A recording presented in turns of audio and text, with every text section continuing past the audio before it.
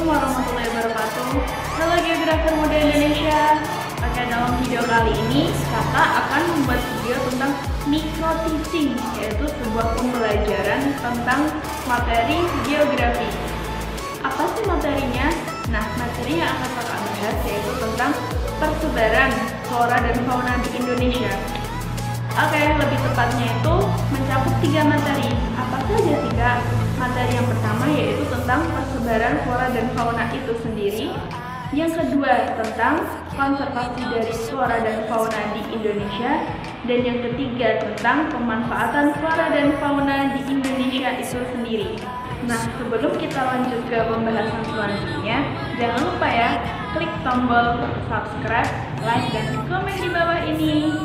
Untuk itu langsung aja kita ke video pembahasan micro teaching tentang flora dan fauna di Indonesia.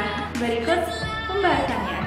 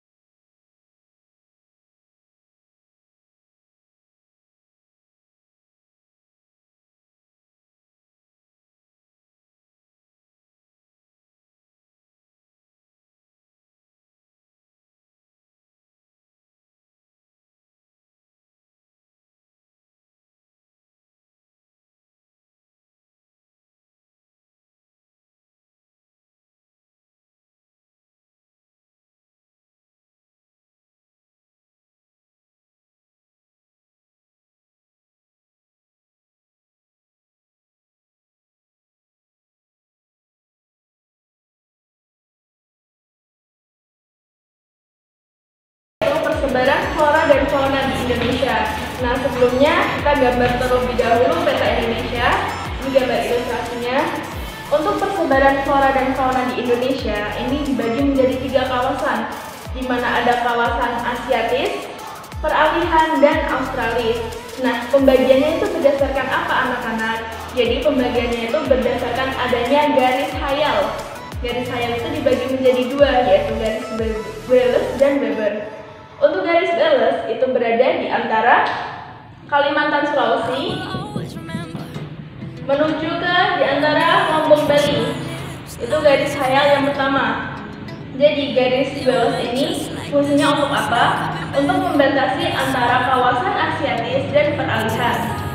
Kemudian yang kedua ada garis Weber. Ini Welles ya tadi. Yang kedua ada garis Weber. Garis Weber itu terletak di antara Sulawesi menuju ke Sumba-Sumbawa sampai ke Lombok. Nah, ini yang disebut dengan garis Weber. Fungsinya ini untuk membatasi antara kawasan Australis dan peralihan. Nah, itu tadi pembagian kawasan di Indonesia. Sekarang kita masuk ke persebaran flora terlebih dahulu. Jadi persebaran flora itu mencakup berbagai macam tumbuhan yang ada di Indonesia. Yaitu tadi ada di kawasan Asiatis, peralihan, dan Australis. Nah, untuk kawasan Asiatis itu lebih sering disebut AS. Kawasan peralihan itu AM dan Australis itu AW. Apa sih Bu kepanjangannya?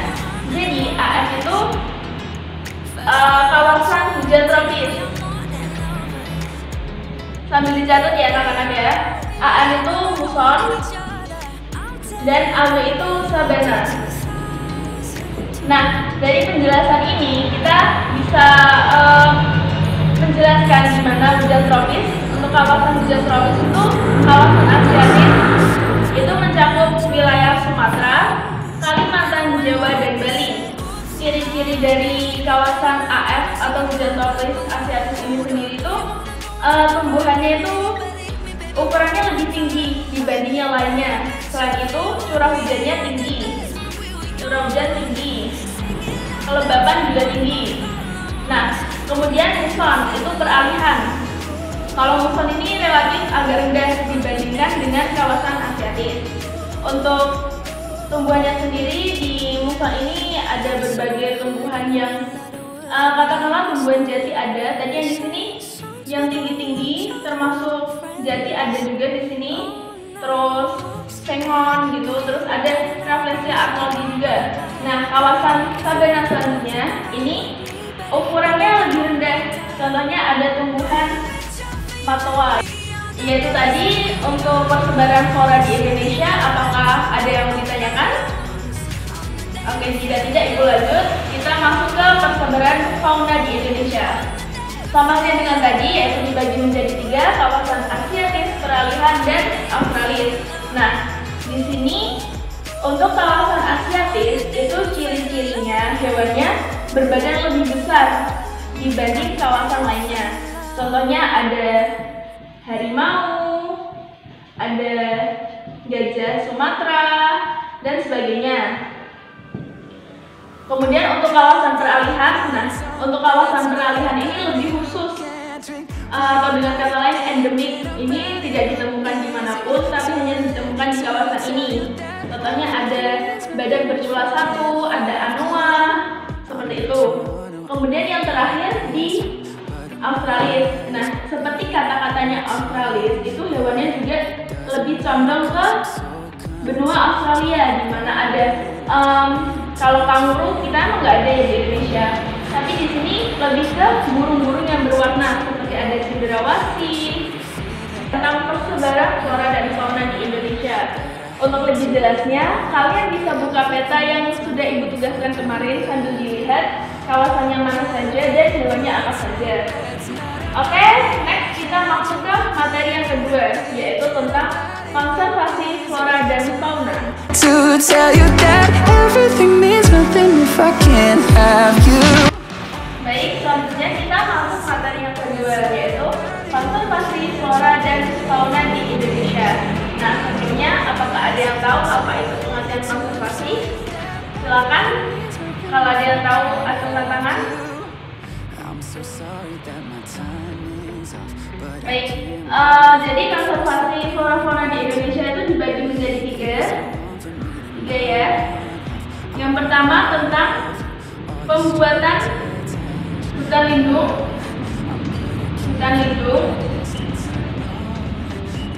Yang kedua, pengawetan sumber daya alam.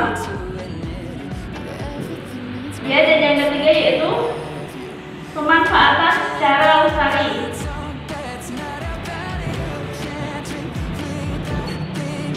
Nah, untuk yang pertama yaitu pembuatan hutan lindung. Di Indonesia sendiri ini hutan lindung sudah banyak dibangun untuk melindungi para flora dan fauna di Indonesia yang hampir punah tentunya. Dan yang kedua, pengawasan sumber daya alam. Pengawasan sumber daya alam ini yang dimaksud di sini bisa berupa pembuatan taman nasional dan swaka marga satwa. Sebenarnya mirip ya. Kemudian yang ketiga, pemanfaatan secara lestari. Pemanfaatan secara lestari di sini tuh bagaimana cara manusia memanfaatkan flora dan fauna tersebut yang ada.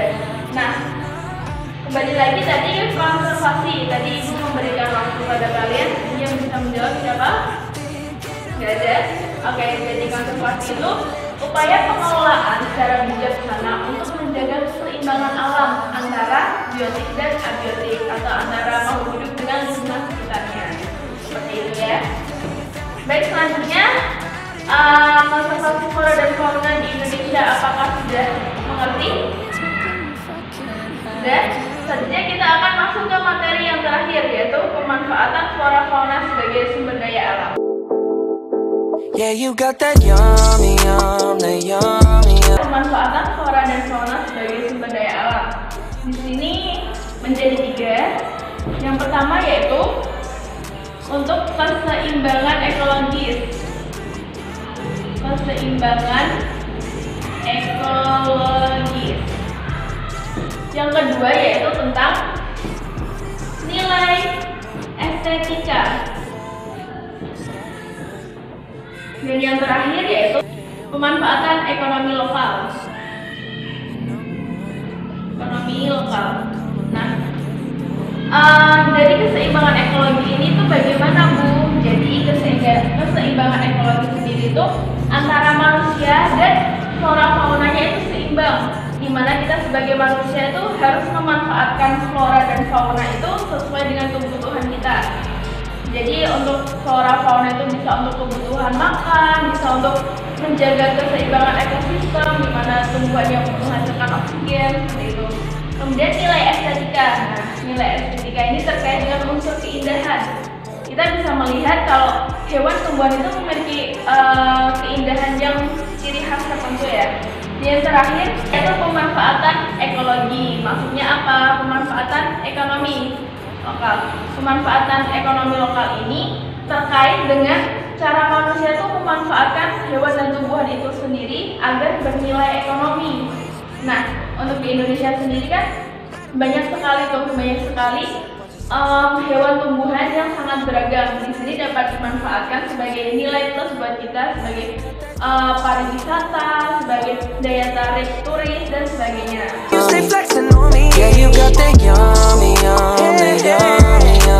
Baik anak-anak, itu tadi penjelasan tentang flora fauna di Indonesia. Sampai sini dapat dimengerti? Apakah ada yang mau ditanyakan?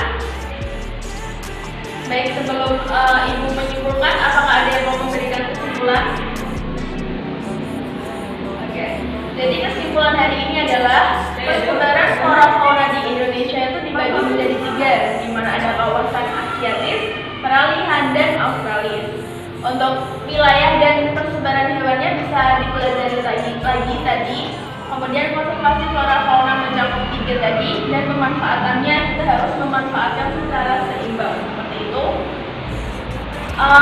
Oke, itu sekian yang dapat Ibu sampaikan. Sebagai tugas untuk kalian, Ibu harap minggu depan dikumpulkan. Jadi saya minta tolong sama Komting ya. Ini untuk petanya di print, di fotokopi. Nanti per anak mengumpulkan bentuk-bentuk ini, persebaran kawasan dan hewan atau tumbuhan apa saja yang ada di wilayah tersebut. Seperti itu ya, paham? Jadi nanti tugasnya dikumpulkan minggu depan. Dapat dimengerti anak-anak? Baik, sebelum Ibu akhiri pertemuan pada hari ini, berdoa akhir pelajaran mulai. Oke, selesai. Cukup sekian pembelajaran geografi pada minggu ini. Ibu mohon maaf apabila ada salah kata. Cukup sekian. Wassalamualaikum warahmatullahi wabarakatuh.